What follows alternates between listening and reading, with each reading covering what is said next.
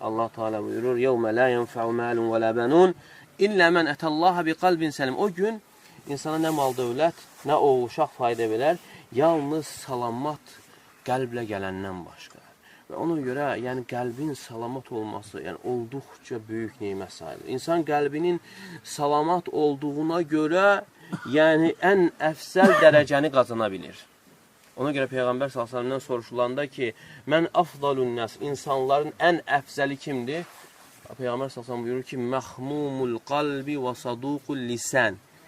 Qəlbi məxmum olan və dili doğru olan, doğru danışan və qəlbi məxmum olan. Və soruşurlar, ya Rasulullah, bu doğru danışan aydındır. Qəlbi məxmum olan nədir? Deyir ki, ət-təqiyyun nəqiy, la ismə fihi və la bəğyə və la həsəd. Deyir, təqvalı, pak, təmiz olan qəlbdir. Orada nə günah var, nə azğınlıq var, nə həsəd var.